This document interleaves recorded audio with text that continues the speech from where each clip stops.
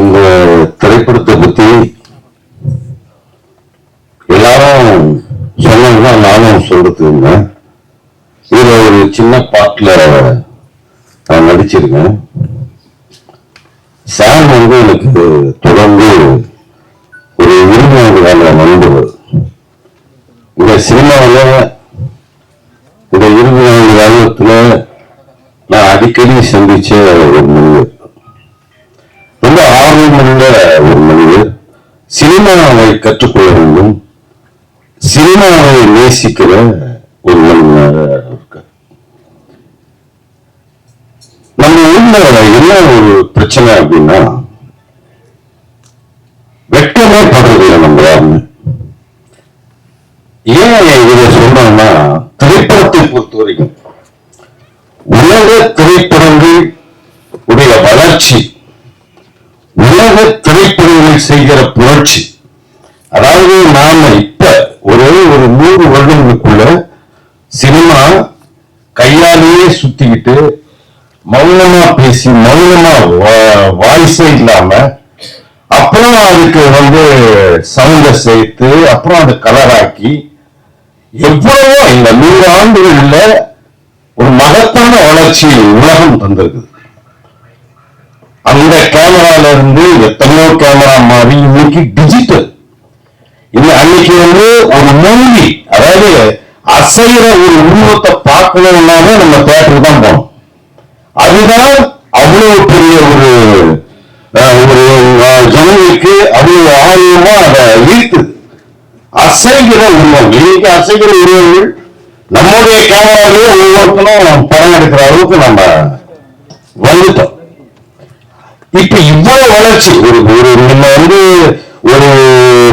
சின்ன ஒரு ஃபுட்டேஜ் வேணும்னா அதை நான் பிலிம் எடுக்கணும், அதை டெவலப் பண்ணணும், அதை பிரிண்ட் போடணும், சவுண்ட் தனியா எடுக்கணும், சவுண்டை மேட்ச் பண்ணணும், அப்படிலாம் அதை நான் ஒரு சின்ன ஃபுட்டேஜ் வெளியிட முடியும். இன்னைக்கு நம்மளுடைய செல்போன்லயே பேசி ஒரு ஃபுட்டேஜ் ரிலீஸ் பண்ணலாம். இன்னைக்கு சினிமாவில அதே மாதிரி நிறைய சிஜில இருந்து இன்னைக்கு அடுத்த கட்டத்துக்கு வளர்ந்துருக்கோம். இவ்வளவு வளர்ச்சியையும் நாம பயன்படுத்தணுமா அப்படின்னு பார்த்தீங்கன்னா, நாம இவ்வளவு கண்டுபிடிப்புகளையும் உலகம் முழுக்க இருக்கிற எல்லா உலக நாடுகளும் கலந்துருக்கு. இதுல ஒரு விஷயம் சைனாக்காரன் கண்டுபிடிச்சிருப்பான், ஒரு ஜெர்மன்காரன் கண்டுபிடிச்சிருப்பான், ஒன்னு அமெரிக்காக்காரன் கண்டுபிடிச்சிருப்பான், ஒன்னு லண்டன்காரன் கண்டுபிடிச்சிருப்பான். ஆனால் இந்த கண்டுபிடிப்புல நாம எங்கேயுமே உள்ளப்படும். வெறுமனே அவன் என்ன கண்டுபிடிக்கிறானோ அதை நாம ஏதோ செய்யறது அறக்குறையா செய்ய வேண்டியது. அப்புறம் கடவுளை கும்பிட வேண்டியது. இந்த படம் வெற்றி பெற கடவுளை நான் பிரார்த்திக்கிறேன் அப்படிங்கிற இந்த பழக்கம் நம்மளும் அதிகமாக சினிமாவை செய்கிறவர்கள் நாம் தான். அதிகமான சினிமாக்களை உலகத்திலேயே இந்தியா தான் உருவாக்கு. சினிமாவே இங்க 2 விதமா பிரிஞ்சிச்சு. ஒரு பெரிய கார்பரேட்கள் அவர்கள் இப்படிப்பட்ட சினிமாக்காரர்களை வேற மாதிரி அவங்க 200, 500, 1000 கோடி. அடுத்தது நாம் இப்படி ஒரு சிறிய முதலீடுன்னா ஒரு 10 கோடி 20 கோடி கூட அவர்களை பொறுத்தவரைக்கும் சிறிய முதலீடு தான். அப்படிப்பட்ட முதலீடு வைத்து தயாரிக்கிற நாம் இப்ப நம்முடைய கட்டமைப்புகளை நாம் ரொம்ப பலமா உருவாக்க வேண்டியது இருக்கு. நம்முடைய அதாவது தயாரிப்பாளர் சங்கம் இருக்குது, திருமணம் இருக்கிற முக்கியமான ஆளு. அப்ப இந்த அடுத்தது இயக்குனர் சங்கம் இருக்கிறது. இப்படி ஒவ்வொரு சங்கமும் சும்மா ஏதோ பஞ்சாயத்து செய்கிற ஒரு இடமா தான் இருக்கு. அந்த இடத்துக்கே ஒரே வேலை பஞ்சாயத்து செய்யறது தவிர அந்த டெக்னீஷியன் அடுத்த கட்டத்துக்கு போயிருக்கானா, இந்த இயக்குநர்களால் இந்த தயாரிப்பாளர்கள் எவ்வளவு நட்டம் அடைந்திருக்கிறார்கள், இந்த தயாரிப்பாளர்கள் ஏன் தொடர்ந்து நட்டத்தை பெற்றுக் கொண்டிருக்கிறார்கள், நம்ம லாபம் சம்பாதிக்கிறதுக்கு என்ன வழி, எங்க நாம விடணும், இந்த மாதிரியான கட்டமைப்புகளை விவாதிக்கிற மனிதர்கள் நம்ம ஊர்ல யாருமே இல்லை. கேரளால இருக்கு அப்படின்னா அவன் ரொம்ப நாளைக்கு முன்னாடியே 1960களில் அவர்கள் திரைக்கதாசிரியர்களை அவர்கள் நம்ப ஆரம்பித்தார்கள். திரைக்கதாசிரியர்கள் என்கிற ஒரு தனி பிரிவு அப்பவே அவர் தொடங்கிடுச்சு. எம்டி வாசனா மாதிரி மிகச்சிறந்த இந்தியாவின் திரைக்கதாசிரியர்கள்லாம் அது ஒரு வழிகாட்டிகளாக இருக்கிறார். அடுத்தடுத்த கட்டத்துக்கு நம்ம ஒரு இடத்துக்கு மூவ் பண்ணாதான் அடுத்த கட்டத்துக்கு நம்ம பின்னாடி இருக்கிறவன் வருவான். அப்படிப்பட்ட சில அதாவது ஒரு தியாகங்களை நாம் செய்யணும். அப்படிப்பட்ட ஒரு ஃபேண்டசி ரொம்ப அற்புதமா, அதாவது நான் வந்து ஒரு 50% திரைப்படத்தை பார்த்திருக்கேன். இதுவரை நாம் பார்க்காத பல காட்சிகளை அவர் வந்து ஆடியன்ஸ்க்கு தரணும்னு ஃபீல் பண்றது. இது வரைக்கும் வெறும் கற்பனையிலே இந்த பல விஷயங்களை இந்த திரைப்படத்துல அவர் வந்து நிஜத்துக்கு கொண்டு வரணும்னு முயற்சித்து இருக்கார். அந்த முயற்சி பெருமளவுல வெற்றி பெற்றிருக்கு. இப்படிப்பட்ட திரைப்படங்களை நாம் வரவேற்று இப்ப சாம் அவர்கள் அடுத்தடுத்த கட்டத்துக்கு உலகத்தரமான திரைப்படங்களை அவர் நிச்சயம் எடுப்பார். அப்படிப்பட்ட சாம் அவர்களுக்கு மிக துணையாக இருக்கிற நம்முடைய திருமலை அவர்களுக்கு என்னுடைய நன்றி.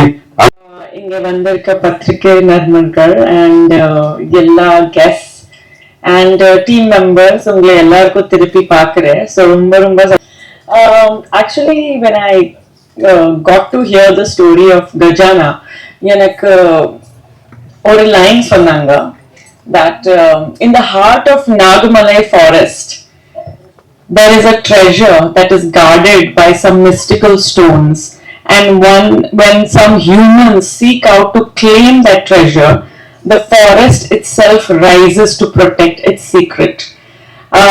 எனக்கு அது ரொம்ப ரொம்ப இன்ட்ரெஸ்டிங்கா தோணுச்சு. I know as an actor we always try to hear the script to know how we would fit into the story, but in our audience point of view la எனக்கு ரொம்ப ரொம்ப இன்ட்ரெஸ்டிங்கா தோணுச்சு film and the story and the new concept that it has.